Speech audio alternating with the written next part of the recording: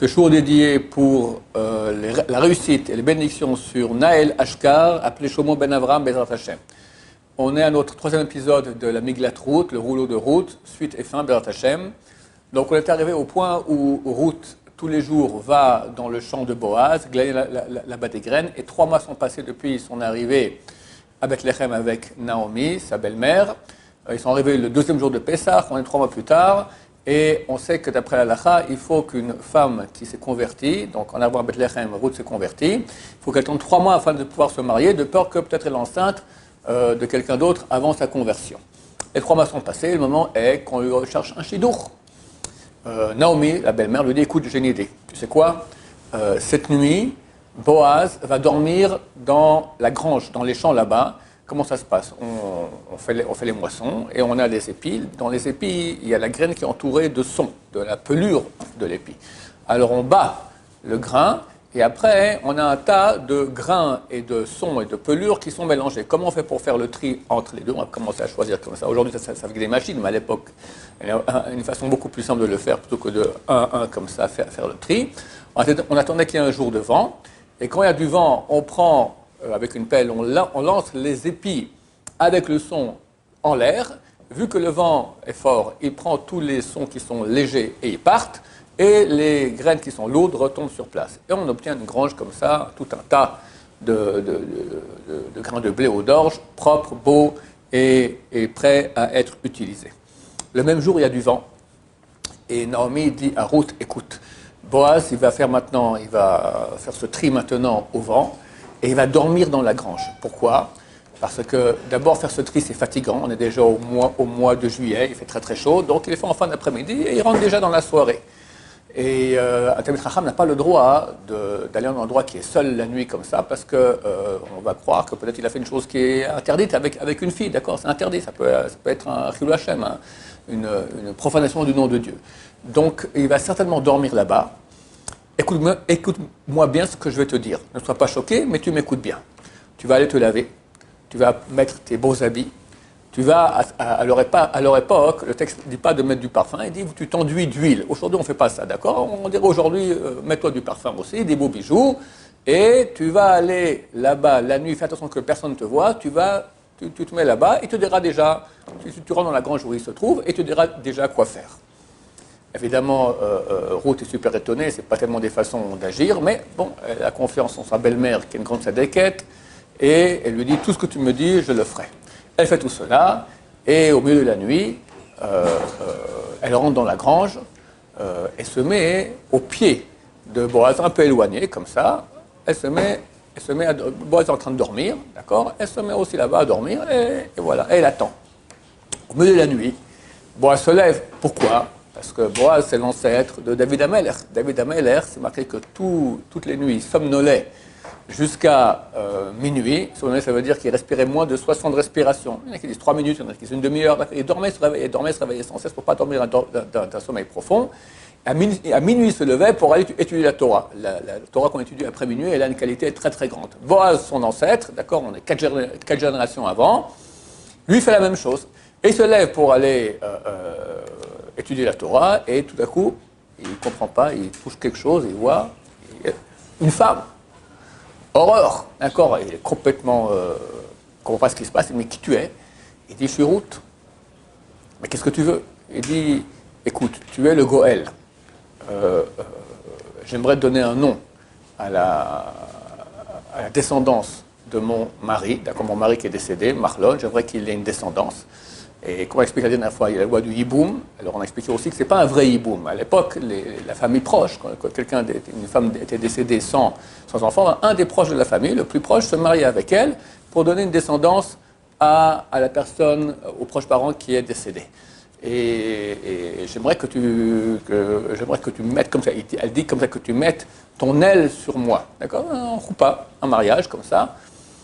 Alors il lui dit, Boaz lui dit, sache, tu as fait un très très grand chesed avec ta belle-mère Naomi, que pendant 10 ans tu t'occupais d'elle, tu n'es pas allé te marier avec quelqu'un d'autre, tu resté avec elle, après tu l'as suivie, tu es venu aussi en Israël, tu as tout quitté, tu habitais le palais du roi de Moab, Eglon le roi de Moab, tu es venu ici comme une mendiante, tu viens tous les jours glaner, c'est extraordinaire. Mais ce que tu fais maintenant, c'est encore plus grand.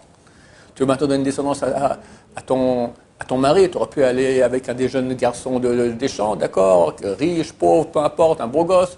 Tu prends un vieux pépé comme moi, j'ai 80 ans, j'ai le double de ton âge, elle avait 40 ans, route à l'époque, et puis tu es prêt à te marier avec moi, ce recette que tu fais est encore plus grand que le recette que tu as fait jusqu'à aujourd'hui. Écoute, j'accepte, mais sache qu'il y a un problème. C'est que je ne suis pas le plus proche. Moi, je suis un neveu de Elimelech, de ton beau-père.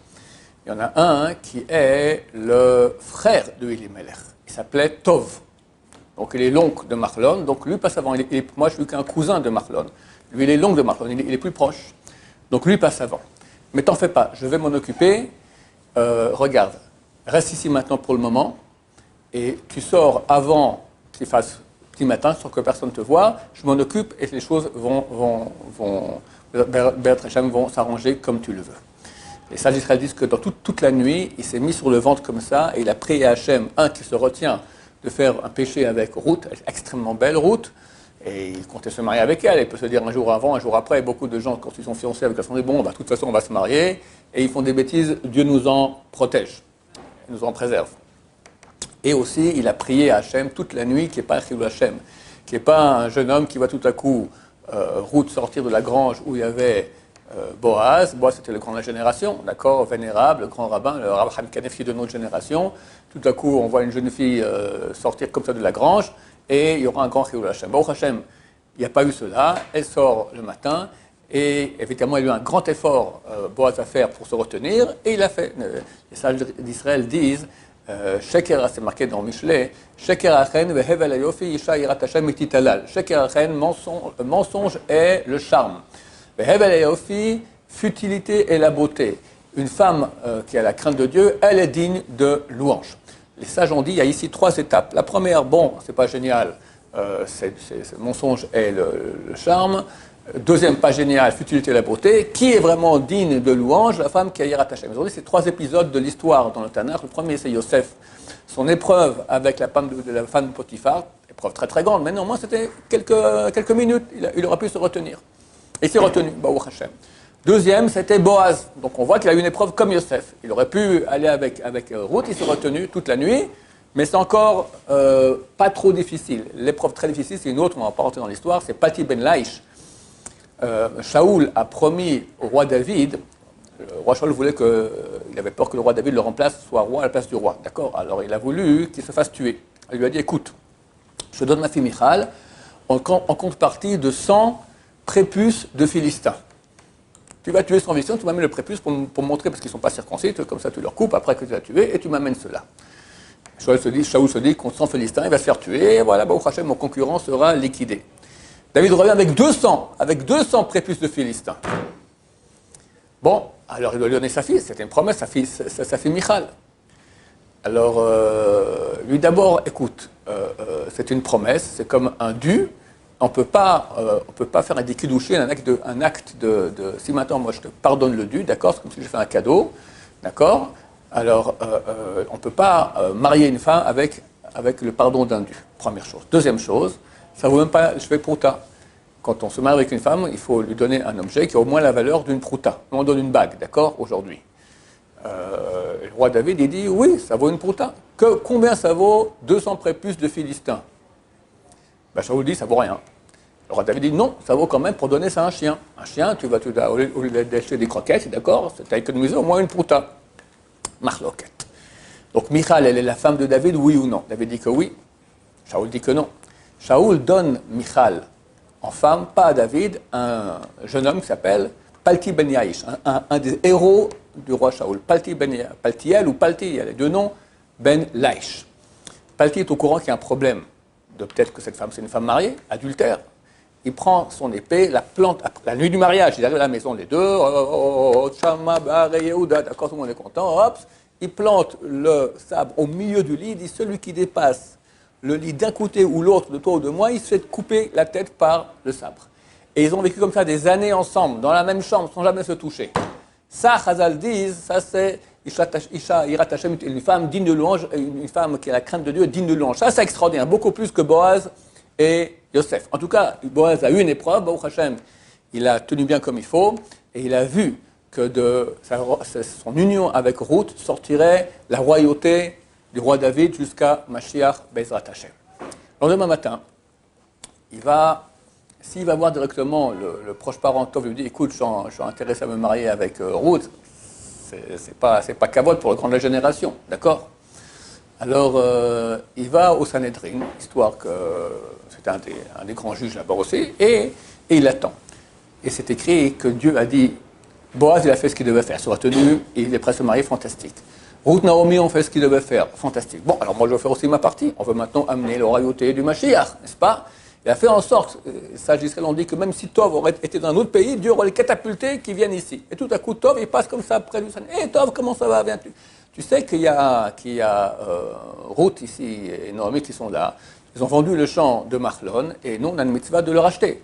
C'est une mitzvah qu'on a vue dans Parashat Ber dernièrement. Si quelqu'un n'a pas d'argent et il vend son champ, il ne faut pas le vendre normalement, parce que c'est le champ qui t'appartient depuis la conquête de la terre d'Israël par Yoshua, et chaque tribu, chaque famille a reçu le champ qui lui allait bien à lui. C'est là-bas aussi où spirituellement, il peut plus monter dans l'endroit le plus approprié au monde, où il doit habiter pour pouvoir progresser dans sa vie spirituelle, parce que c'est vraiment l'endroit, c'est sa terre à lui.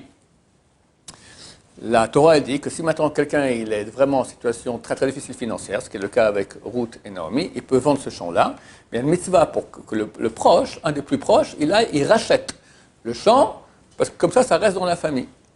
Alors il dit, tu sais que Ruth et Naomi ont vendu leur champ, et toi tu passes avant moi pour racheter. Tu veux racheter? Oui, ok, je suis intéressé, c'est un bon champ, tout ça, je vais le racheter. Il dit, oui, mais si tu rachètes, Ruth elle a mis une condition, elle veut que celui qui rachète le champ, et vu qu'elle la rachète à elle aussi, il veut se marier avec elle aussi, elle veut qu'il y ait une descendance à son mari Mahlon. Le champ appartient à Mahlon en tant qu'héritage, d'accord, de son père Elimelech. Elle veut qu'il y ait non seulement un héritage physique, mais aussi une descendance physique. Elle dit, ah non, je peux pas me marier avec elle. Lui, il dit, écoute, je suis déjà marié, j'ai des enfants, vas-y toi, d'accord. La vraie raison, on dit, Chazal, il aurait pu se marier à l'époque, il se mariait avec plusieurs femmes. Mais il avait peur que, vu que c'est une Moabite, et les Moabites, on sait qu'il y a une question, Moabite, pas Moabite, etc., d'accord. Boaz sait très bien que c'est Moabite et pas Moabite. Mais Tov, il avait le proche, il s'appelait Tov, d'accord. Tov, il était le frère de Elimelech, alors que Boaz était le neveu de Elimelech. Donc il était plus proche, et lui, il hésitait. Alors il ne s'est pas marié avec elle. Et d'ailleurs, on voit que dans Megillah, on n'appelle pas par son nom Tov. On l'appelle Ploné Almoni, comme ça, quand il passe. Hé, toi, un tel, Ploné Almoni, c'est un tel, viens un tel. On ne veut même pas rappeler son nom. Pourquoi? Parce qu'on t'a dit que c'était Moabite, pas Moabite. Tu aurais pu te marier avec elle, de toi serait sorti la descendance du Mashiach, le roi David, le roi Shlomo, jusqu'à Mashiach. D'accord? Bon, alors, tu acceptes qu'on fasse maintenant un kinyan, un acte d'acquisition? Oui, pas de problème. À l'époque, comme c'est un acte d'acquisition, quand on achetait quelque chose, on sortait la chaussure. Il sort la chaussure, Boaz sort sa chaussure devant 10 témoins du Sanhedrin, et sous-entendu aussi qu'il faut 10 personnes pour se marier. Il dit, ok, vous voyez tous maintenant, je reprends le champ de Ruth et Naomi, et comme ça je me marie aussi avec Ruth. Et tout le monde est très content, et le bénissent, et lui disent que sorte de toi une descendance comme celle de Rachel et Léa. Où est le rapport avec Rachel et Léa? De Rachel et Léa est sorti tout le peuple d'Israël, d'accord, les fils de Yaakov. Mais Rachel et Léa venaient de chez Lavan, c'était un Oved Avodazara, un idolâtre. Comme Ruth vient d'une famille idolâtre, le roi de Eglon, elle s'est convertie, vous aurez le même mérite de votre Hachem, et de vous sortira une grande maison, et effectivement, celle du Mashiach est sortie. Les sages d'Israël ont dit que cette même nuit, Boaz, il a dit à Ruth, sache que tout le monde entier sait qu'elle était une femme Eshet Chayil, était une femme vaillante. Et c'est marqué à propos de Boaz, Gibor Chayil. Les deux, c'est le même mot, Chayil, vaillant. Et ils ont mis au monde un enfant, c'est la 4e génération après, le roi David, à propos duquel aussi il écrit Gibor Chayil, un homme vaillant.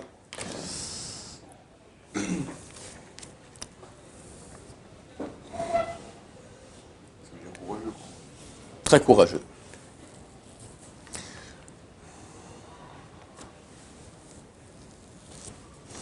Ok, ils se marient, et la fin est très triste. La même nuit, ils ont une relation ensemble, et après, Boaz meurt. Le matin, tout le monde apprend que Boaz est mort. Qu'est-ce qu'ils ont dit tout le monde? Ben, vous voyez, lui, il a dit Moabite, pas Moabite. Et en fait, il avait tort. Preuve en est qu'il est mort. Dieu l'a tué parce qu'il se mariait, parce qu'il avait Moabite, et la Torah l'interdit. Et de nouveau, c'est devenu une sorte de doute comme ça dans la halakha, c'est oui, c'est non. C'est pour ça que Shmuel Hanavi, il a écrit toute la Megillat Ruth pour qu'on sache que c'est effectivement vrai. Et elle est tombée, de cette relation, elle est tombée enceinte, Ruth, et est né un enfant que c'est marqué, les voisins l'ont appelé, les voisines l'ont appelé Oved. On ne connaît pas quel était son vrai prénom. Après, il a été appelé Oved. Oved signifie serviteur, parce qu'ils ont dit que c'est un serviteur de Dieu. Et là, ils ont compris, c'est pas possible que c'est une relation interdite, avec une Moabite, sortir c'était un grand sadique, Oved. Et son fils, c'était Ishaï.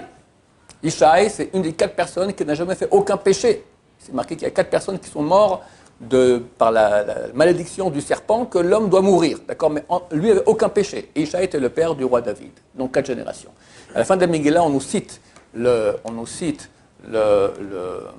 on appelle cela, la descendance depuis Péretz. Depuis Péretz, 10 générations jusqu'à David. Pourquoi depuis Péretz? Péretz, il est né d'une relation entre Yehuda et Tamar, et Yehuda a cru que c'était une prostituée. Il n'a pas reconnu que c'était une belle fille. C'était une relation un peu comme ça, un peu tordue, d'accord? Aussi avec Ruth et Boaz, la grange, comme ça, on se marie, etc. Et il faut savoir qu'aussi, Ruth à Moabite, elle vient de quoi? Elle vient de Moab, d'accord? Moab, c'est la relation de Lot avec sa fille. Donc c'est vraiment un pédigré un peu tordu. Pourquoi? Ça aurait été bien plus simple que Naomi aille voir, Naomi après 3 mois, elle aille voir son beau-frère, d'accord? Non, c'était le fils de son beau-frère, son neveu, par alliance. Boaz lui dit, écoute, Boaz, il y a une femme extraordinaire, elle est Ruth, c'est une tzadeket, elle est bien, tu l'as vue, elle fait beaucoup de chesed, marie-toi avec elle, on fait un chidour. Elle lui dit, va dans la grange de la nuit, c'est quand même tordu, pourquoi elle fait une chose pareille? Ça, c'est un secret très profond. C'est que, vu qu'on parle maintenant de la descendance qu'a le Mashiach, le côté négatif, il accuse, il ne veut pas, il veut empêcher ça. Alors on est obligé de passer par des circuits les plus tordus possibles pour qu'il ferme les yeux. La relation, l'acceptation de Boaz se marier les deux dans la grange la nuit. Alors le mal, c'est avec des filles, une fille qui rentre comme ça chez un monsieur au milieu de la nuit, ça, je m'en fous, je ne le regarde même pas. La relation incestueuse entre Lot et sa fille, la relation entre Yehuda et sa belle-fille Tamar, ce sont de ces relations-là que sortit le Mashiach. Pourquoi on passe par ces biais-là? Comme au jeu aussi l'État d'Israël, d'accord, j'en profite un peu pour parler. Comment se fait-il que le retour en terre d'Israël, on prie ça depuis 2000 ans, et toutes les prophéties en parlent. C'était fait par des gens qui sont non religieux, anti-religieux, qui mangent du porc, incirconcis, qui font pas kippour. Eux, c'est le seul moyen de faire pour que le côté négatif ferme les yeux. Ah, bah c'est bien ceux, ils se comportent comme des goïms, bah, qui rentrent, ils vont faire du peuple d'Israël, le peuple juif a toujours été pratiquant, ils vont créer un état de juifs non pratiquants. En majorité ici, les juifs sont complètement non pratiquants. Aujourd'hui, peut-être 80%, à l'époque c'était 98%, d'accord? Là, le côté négatif, il est d'accord. C'est pour ça que ça doit passer par les biais les plus tordus, et après Dieu fait des grands miracles, et comme aujourd'hui, Baruch Hashem, le monde israélien est en train de faire une grande chouva comme dans le monde entier, Bezrat Hashem.